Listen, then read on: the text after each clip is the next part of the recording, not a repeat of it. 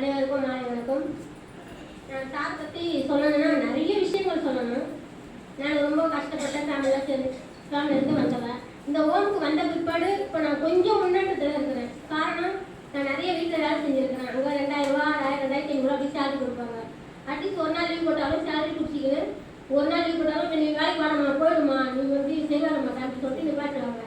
நான் கிட்டியில் கல் இருந்தால் நான் ஒரு மாதம் லீவில் இருந்தேன். சாரி எனக்கு அப்படி நிறைய உதவி செஞ்சாரு. எனக்கு சாப்பாடு மேலே கொடுத்தாங்க. ஃப்ரூட்ஸு பழம் எல்லாம் எங்கள் நிறைய மேடமும் செல்வாக்கா எடுத்துகிட்டு வந்து கொடுப்பாங்க. அது நானே என் பிள்ளையும் சாப்பிடுவோம். இங்கே வேலையை முடிச்சோடனே சாப்பிட்டுக்கோமா அப்படின்னுவாங்க. நான் போயிட்டு சாப்பாடு சேர்த்துக்கூட என் பையன் சாப்பிட போடுவான். அதனால நான் சாப்பிட்டு போவேன். அவர் நினைக்கிற காரியம் எல்லாமும் கடவுள் புண்ணியத்தில் எல்லாம் வெற்றி ஆகும்னு சொல்லிட்டு நான் கடவுளை வேண்டிக்கிறேன். நான் வந்து 8வது வரைக்கும் தான் படித்தேன். நான் ரொம்ப கஷ்டப்பட்டு படித்தேன். அந்த சாப்பாட்டில் வந்து புழு இருக்கும், கல் இருக்கும், உமி இருக்கும், நெல் இருக்கும். அதெல்லாம் தூக்கி எரிஞ்சிட்டு நான் சாப்பிட்டுட்டு நான் 8வது வரைக்கும் படித்தேன்.